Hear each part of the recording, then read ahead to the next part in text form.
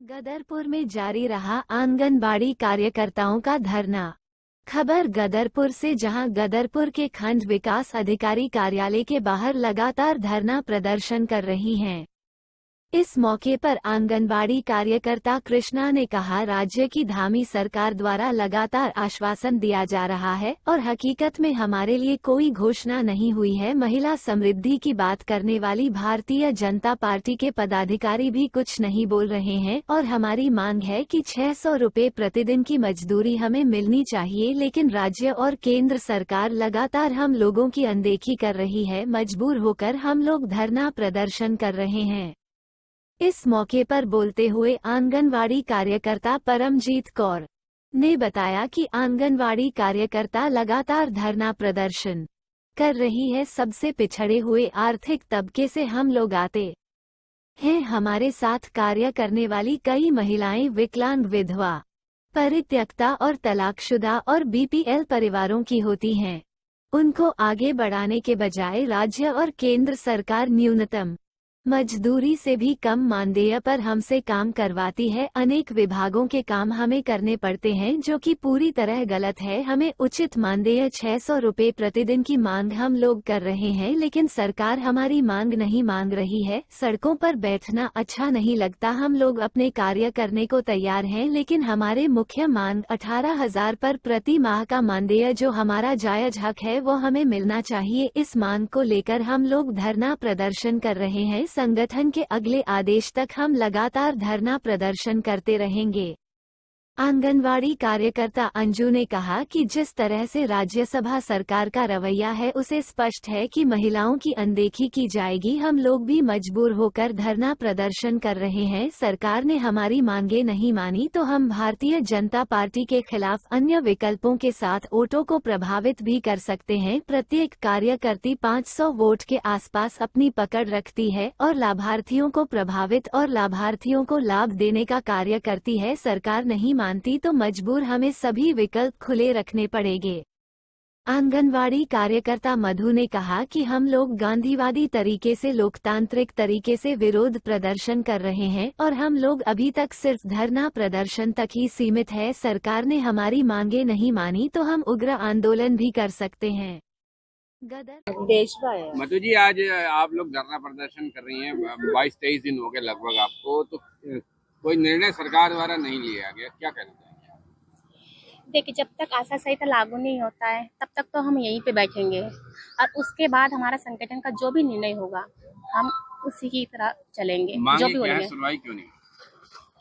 मांगे हमारी है, जैसे न्यूनतम मजदूरी हमारी 600 रुपए की है, तो कम से कम महीने का हमारा 18,000 मिले। कम से कम मजदूर का दर्जा तो दे ही हम लोगों को। और 2 साल के बाद रिटायर हो रही है, उनको कुछ भी नहीं मिल रहा है। कम से कम उन्हें 2 लाख का प्रावधान मिले ताकि वो अपनी जीविका अच्छे से व्यतीत कर सके। और एक तो हमारे मिनी बहनों का तो उच्चीकरण हो ही गया है। आज आपको 20-22 दिन हो गए और कोई सुनवाई नहीं हो रही, क्या कहना चाहिए? हम सरकार से यही कहना चाहेंगे कि हमारी मांगों को जल्द से जल्द पूरा करें। अगर वो हमारी मांगों को नहीं मानती तो हम लोग इस लोकसभा चुनाव का पूर्ण रूप से बहिष्कार करेंगे और नोटा का बटन दबाएंगे। रमजीत जी, आज 20-22 दिन आपको धरना प्रदर्शन करते हो गए, मांगे नहीं मानी जा रही हैं। नारी शक्ति की बात, नारी समृद्धि की बात सरकारें करती हैं, वर्तमान में स्थिति क्या है? वर्तमान में स्थिति आंगनबाड़ी की बहुत ही दयनीय है। बहुत ही कम उनको मानदेय मिलता है। हम लोग बहुत ही ज्यादा नाराज है सरकार से। किसी भी सरकार ने हमारी नहीं सुनी और 1975 से ये परियोजना चल रही है। 50 साल हो गए लमसम, हम समझे बने हुए अभी तक, मानदेय भोगी बने हुए अभी तक। किसी सरकार ने नहीं सुना कि ये मानदेय भोगी है, इनको वेतन भोगी बनाया जाए और इनका मानदेय बढ़ाया जाए। संतोषजनक कम से कम मानदेय तो देते, हम उसमें खुश हो जाते। हर साल कम से कम हमारा कोई 500 रुपया, 1000 रुपया बढ़ाते, हम उससे खुश हो जाते और हमारे अंदर जो कार्य करने की थी रुचि और अच्छा करके भी दिखाते हैं, उनको अच्छा करते हैं हम। और हम बहुत ज्यादा नाराज हैं। हमारा मानदेय, हम लोग 21-22 दिन से बैठे हुए धरने पर, किसी ने भी, सरकार ने हमारी नहीं सुनी। और कल कैबिनेट की जो बैठक थी उसमें भी कोई हमारी सुनवाई नहीं हुई, ना ही किसी ने हमारा उसमें पक्ष रखा। धरना प्रदर्शन कब तक चलेगा? अभी चलेगा, आचार संहिता तक चलेगा, जब तक लागू नहीं होती है। धरना प्रदर्शन लगातार चल रहा है, सुनवाई नहीं हो रही, क्या कहना चाहिए? हम धामी सरकार से बहुत नाराज हैं। हम लोग कल कैबिनेट की बैठक में भी हमारे बारे में कोई फैसला नहीं हुआ, बहुत आक्रोश में है हम लोग। और इसका खामियाजा धामी सरकार को, मुख्यमंत्री धामी सरकार को भी भुगतना पड़ेगा और केंद्र में प्रधानमंत्री मोदी को भी भुगतना पड़ेगा। हम लोग सभी ऐलान करते हैं कि हम नोटा का बटन दबाएंगे जब तक हमारे हक में कोई फैसला नहीं होगा। 600 रुपए की मजदूरी देने में इनको दिक्कत आ रही है। जब प्राइमरी के टीचर को 70-80 हजार लाख तक दे देते हैं तब इनको कोई परेशानी नहीं होता है। हम लोग बच्चों के जन्म से 6 साल पूरा साल तक गारंटी लेते हैं। कोई प्राइमरी का टीचर एक बच्चे की गारंटी ले, उनको कैसे दे देते हैं लोग इतना पैसा? और हमें 600 रुपए की मजदूरी देने में इनको दिक्कत आ रही है। आज मातृशक्ति की बात करते हैं, सशक्त बनाना है इनको, तो कहाँ सशक्त बना रहे हैं? हमें तो ठगा जा रहा है, हमारा शोषण ही हो रहा है यहाँ पर। आज हम कितने मजबूर है कि सड़क पर बैठे हैं, कितनी दयनीय स्थिति है हम लोगों की, इनको दिखाई नहीं दे रहा है।